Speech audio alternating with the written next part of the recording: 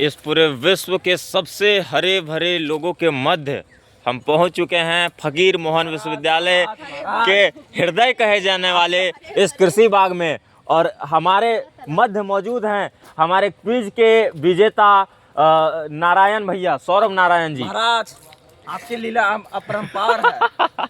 हे वत्स। और उसके बाद मैं आपको मिलाना चाहूँगा जिनके तान से पूरा विनोबा भावे परिचित है, और विनोबा भावे ही नहीं आज पूरा पूर्वी क्षेत्र जिनको जानता है, केशव भाई।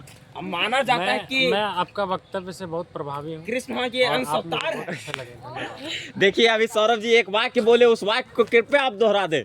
और लोग मानते हैं कि केशव जी कृष्ण भगवान के एक अंश अवतार है। ये बहुत बड़ी बात। जैसे अश्वत्थामा अंश अवतार है शिव भगवान के, वैसे। और अब मैं आपको जिस शख्स से मिलाने जाने वाला हूँ वो हैं जो कि राष्ट्रीय स्तर पर 3-4 बार प्रतिनिधित्व कर चुके हैं। हाँ, और नहीं, कल्पनाओं में 3-4 बार, वास्तविक में 1 बार, लेकिन फिर से अब दूसरी बार उसको वास्तविक के मतलब वास्तविकता में बदलने वाले हैं। और इनका नाम है सुश्री प्रेरणा। आपकी कृपा है। हाँ, अब बताइए कि अब आपको कैसा महसूस हो रहा है? हमको महसूस हो रहा है कि जिस राष्ट्रीय वक्ता के साथ में बैठी हुई ऐसा फालतू बात नहीं प्लीज। जिनकी छाया मुझ पे पड़ती है तब मुझे लगता है कि हाँ कुछ हो सकता है। इन लोग वाक्पटुता में पहले से ही शिखरों पर है, हम इनको क्या पूछें और क्या बताएं। आप बस एक शब्द में बताइए कि यहाँ पर आकर के आपको जैसे लगा कि राष्ट्रीय वक्ता लोग आए हैं, लेकिन जब आपने अपना प्रस्तुतिकरण दिया उसके बाद आपको महसूस हुआ कि नहीं, उन लोग को हम पछाड़ सकते हैं और उनको पछाड़ करके हम बहुत ऊपर पहुंच चुके हैं, ऐसा लगा? देखिए थिएटर के लोगों ने एक बात बोला था कि लोगों को कभी सीख नहीं जाना चाहिए, सीखते रहना चाहिए। हाँ, ये बहुत गहरी बात बोल दी है और इसका उपयोग हम आने वाले भाषणों में जरूर करेंगे। फिर से एक बार इस वाक्य को दोहराइए तो। हम कहना चाहेंगे कि लोगों को कभी खुद को विनर नहीं समझना चाहिए, लर्नर समझना चाहिए। ठीक है, अब हम आपको मिलाने जाने वाले हैं इनके जो दूसरे पैर हैं। हाँ, जिनके बिना ये नहीं चल पाते। जैसे एक पंछी के 2 पंख होते हैं, अगर एक पंख उसका कट जाए तो दूसरे पंख से वो उड़ान नहीं भर सकती है। ठीक उसी प्रकार जो दूसरे पंछी के पंख हैं वो है ये, जो कि आरके महिला कॉलेज गिरिडीह से है। गिरिडीह जिसका अर्थ होता है पर्वतों की भूमि। हाँ, और उस पर्वतों की भूमि से आरके महिला कॉलेज से नारी सशक्तिकरण के तौर पर उभर कर हाँ, ये पारसनाथ की पवित्र भूमि पर जन्मी हुई एक सशक्त स्त्री है, कन्या है। गजब। अब इनका वक्तव्य सुनते हैं। क्या सुनाऊं? हाँ, तो आपको कैसा लग रहा है? देश के विभिन्न क्षेत्रों से आए राष्ट्रीय वक्ताओं को आपने पराजित कर दिया है। मुझे नहीं लगता। मुझे नहीं लगता कि मैंने किसी को पराजित किया है। ये बस नजरिए की बात होती है। थोड़ा सा और मेरा फालतू बात सुन लीजिए, उसके बाद हम अब कैमरा का एंगल चेंज करते हुए पहुंच रहे हैं हजारीबाग, जो 1000 बागों की भूमि है, वहाँ के उभरते हुए सूर्य, सितारे के उभरते हुए सूर्य। हजारीबाग के नहीं है हम। अमन भैया, कॉलेज का नाम क्या है इनका? Another college. यूसेट VVU से आने वाले भविष्य के सूर्य अमन भैया, आप बताइए आपको कैसा महसूस हो रहा है? आप गलत समझ रहे हैं, मैं सूर्य नहीं हूँ। I'm not बल्ब कह सकता है। ऐसा व्यक्तित्व है। सूर्य की रोशनी बहुत तेज है। बादल मेघ कुछ क्षण के लिए उनकी रोशनी रोक सकते हैं, लेकिन छुपा नहीं सकते। ऐसे है सूर्य की किरणें। सही बात है, आप बोलिए। बादल ने ब्लॉक कर रखा है, काले बादल ने। ज्यादा देर तक नहीं रख सकता यार वो। नहीं, वो काला बादल है ना, ऑब्जॉर्ब कर लेता है। नहीं, धैर्य रखिए। कुछ बोलना चाहेंगे? हाँ, ब्लैक बॉडी रेडिएशन हो गया मेरे ऊपर।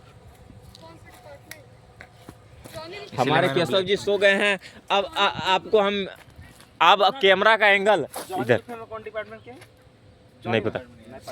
अब कैमरा का एंगल हम करने वाले हैं ऐसे शख्स की तरफ जो भले हमारे विभाग से नहीं संबंधित है, यानी हमारे ग्रुप इवेंट से नहीं संबंधित है, लेकिन वो अपने सुर से जानी जाती है पूरे विभाग में। तो आपका कैसा अनुभव रहा यहाँ पर आकर के? बहुत कुछ सीखने को मिला और क्या बोलते, लगा नहीं था कि यहाँ आके क्या बोलते हैं सही, एकदम बिंदास बोलिए, कोई दिक्कत नहीं है, बोलते रहिए जब तक हमारा स्टोरेज फुल नहीं होता है। बोलिए।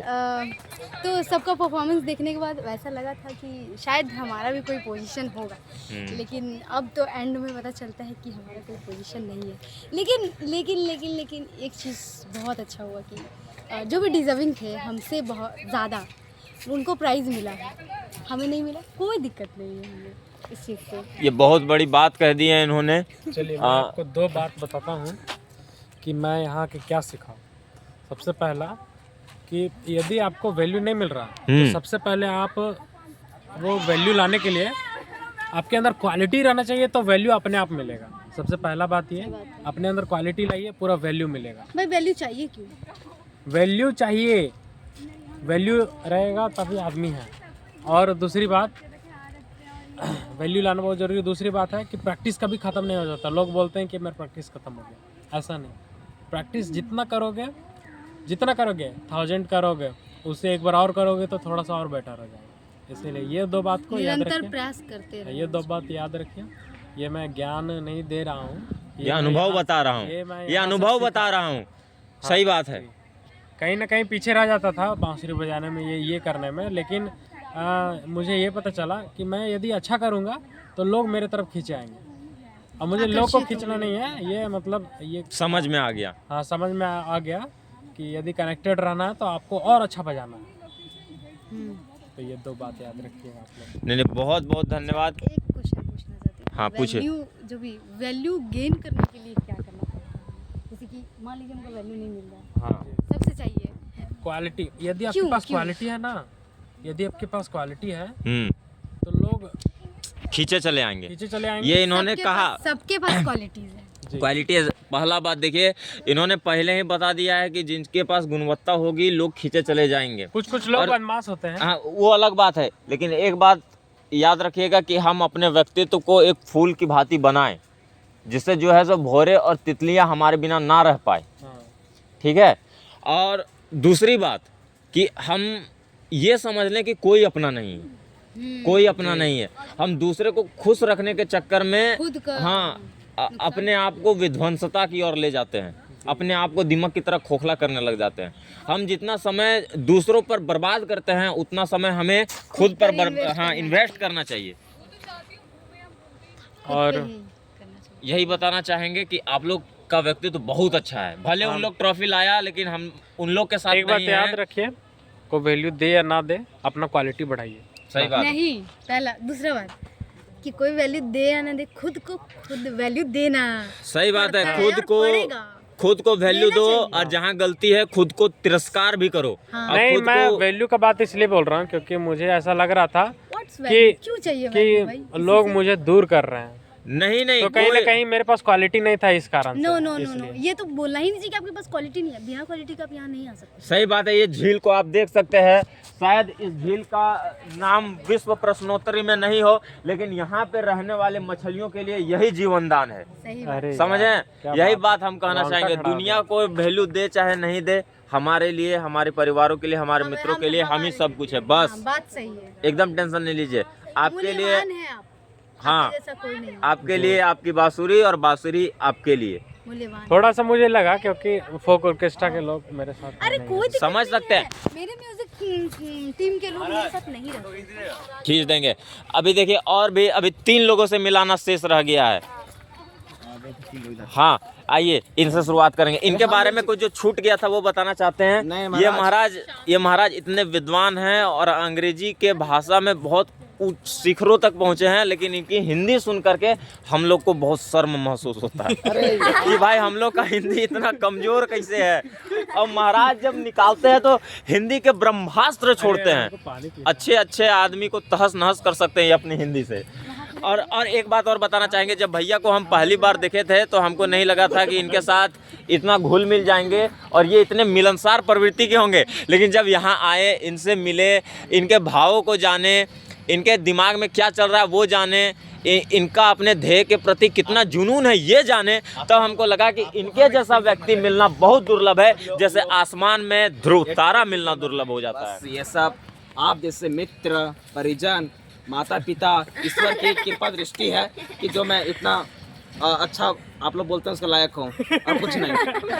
बहुत अब जो है सो कैमरा का एंगल हम मोड़ना चाहते हैं इनके तरफ, जो कि कैमरा में आने से बहुत घबराती है, पता नहीं क्यों घबराती है, लेकिन मुझे लगता है कि आप कितना दिन तक अपने आप को कैमरे से छुपा कर रखिएगा, आने वाला समय आपको देखेगा, बड़े बड़े महफिलों में देखेगा, बड़े बड़े मंचों पर देखेगा, क्योंकि हुनर को कोई थोड़ा देर के लिए दबा सकता है, हाँ, लेकिन हमेशा के लिए नहीं दबा सकता है। सत्य कुछ देर के लिए विचलित होता है, लेकिन सत्य हार नहीं सकता है। आपको कैसा अनुभव हुआ यहाँ पर आकर के? आपसे मतलब मिल के हमको ऐसा लगा कि हमको संन्यास ले लेना चाहिए। फिर हमको याद आया कि मर्दों से बनाए हुए समाज में औरतों को संन्यास लेना भी अलाउड नहीं है। ठीक है, अब इन लोगों से मिल करके क्या लगा? काफ़ी अच्छे लोग हैं, लाइक ऐसा लगा कि ज़िंदगी में लोग हैं अच्छे अभी भी, बाकी इनके साथ जिया जा सकता है। सही बात है। देखिए, इन लोग के लिए बहुत बड़ी बात कह दी है। इसका मतलब ये है कि हाँ, इसका मतलब ये है कि पशु से मनुष्य होते समाज में और वर्तमान में मनुष्य से पशु होते समाज में, ये अब आज भी मानते हैं कि इन लोग जीने लायक हैं, इन लोग के साथ जीने लायक हैं। ये बहुत बड़ी बात है। अब कैमरा का एंगल हम कर रहे हैं उस शख्स की ओर जिनसे हम पहली बार मिले थे, तो मुझे लगा नहीं था कि ये इतने विनम्र हैं। और तो और हमारी यूनिवर्सिटी के जो पूर्व रजिस्ट्रार रह चुके हैं, उनकी सुपुत्री हैं, और हमको